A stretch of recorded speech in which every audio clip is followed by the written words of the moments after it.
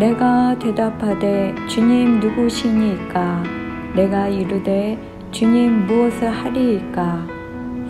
바울이 다메섹에서 예수님을 만났을 때 한 두 가지 질문입니다. 첫째가 신학대학원생이 되고 스스로 가정예배를 인도하기 시작했습니다. 예비 채플린의 설교 스타일은 성경 말씀을 Y로 접근해서 예수님을 발견하게 하고 그럼 내가 무엇을 해야 할까를 생각해 보게 합니다. 며칠 전에는 씨 뿌리는 자의 비유를 예수님께 속한 자와 속하지 않는 자로 설명하며 열매 맺는 삶을 이야기했습니다. 설교를 듣고 예수님에 속한 사람이 어떤 사람인지 생각해 보게 되었고 예수님이 하신 말씀들을 찾아보니 일관되게 연결된 것이 있었습니다.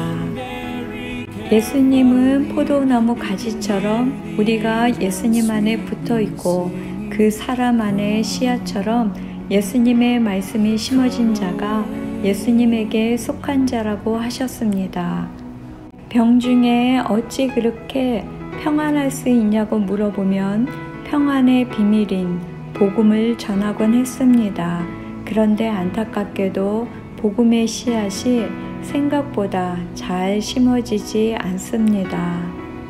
신학자들은 사도행전에 영생을 주기로 작정된 자를 언급하며 씨 뿌리는 자의 비유처럼 복음의 씨앗을 뿌릴 때 받아들일 사람이 정해져 있다고 합니다. 저는 모든 사람에게 영생을 주기로 예정되어 있는데 그 사람의 마음밭이 닫혀 있는 것이므로 가시떨기를 걷어주고 돌을 치워주며 계속 복음의 씨앗을 뿌려야 한다고 생각합니다. 사복음서를 검색해보니 예수님이 열매라는 단어를 39번 말씀하셨습니다. 요즘은 예수님을 만날 때 보여드릴 열매에 대해 많이 생각합니다. 천국을 준비하는 것 중에 이 땅에서 어떤 열매를 맺고 가는가 하는 것도 중요한 것 같습니다. 그리고 자연을 바라보는 시각도 조금 달라졌습니다. 엄청난 생명력을 담고 있는 파도 치는 바다가 좋아졌고 1년 내내 자기 잎사귀만 달고 있는 나무보다 꽃을 피우고 열매를 맺는 나무들이 더 좋아졌습니다. 그런데 창밖으로 발코니의 복숭아 나무를 지켜보다 아름다운 꽃이 져야 탐스러운 복숭아 열매가 맺히기 시작하는 것을 발견했습니다. 한국에서 안정된 생활을 할 때는 자신과 가정이라는 잎사귀만 푸르게 하고 아름다운 꽃을 피우는 일에 힘썼던 것 같습니다.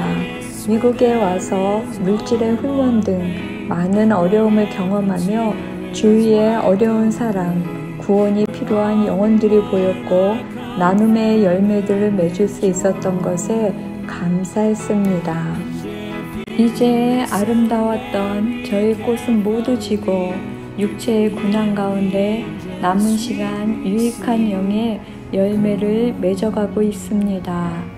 말씀의 씨앗이 내 안에 심겨져 말씀의 감동으로 내면색에 아름다운 꽃을 피워도 그 꽃이 시들지 않으면 열매가 열리지 않듯이 나를 내려놓고 말씀대로 행하는 삶의 변화가 일어나지 않으면 예수님을 믿기는 해도 성령의 열매는 맺지 못하는 것입니다. 예수님의 말씀이 내 안에 있다는 것은 예수님의 씨앗이 심어진 것이고 그 씨앗은 자라서 예수님의 성품이라는 열매가 열린다는 것입니다. 돌아보면 예수님의 십자가 사랑의 씨앗이 내 안에 심어지고 자라 믿음의 꽃들을 피웠지만 나의 의라는 꽃이 시들지 않아 용서와 사랑이란 열매를 맺지 못하곤 했습니다. 서로 사랑하여라. 내가 너희를 사랑한 것 같이 너희도 서로 사랑하여라. 너희가 서로 사랑하면 모든 사람이 너희가 내 제자인 줄 알 것이다.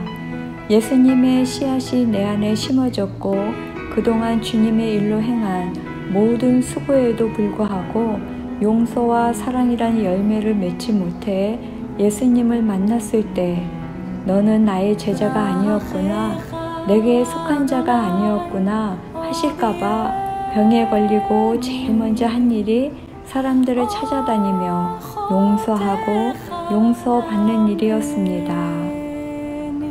이 병의 증상 중에 하나는 센티한 감정에 빠지는 것입니다. 작은 일에도 쉽게 울고 섭섭해지고, 그리고 이런 상황에서도 제 글 한 줄로 누군가 마음이 상하기도 합니다. 그래서 지금도 이런 감정들에 끌려다니지 않으려고 아내의 조언을 많이 들으려 하고 생각을 좀 더 많이 하고, 그리고 이 말들을 수없이 반복합니다. 미안합니다. 용서합니다. 사랑합니다.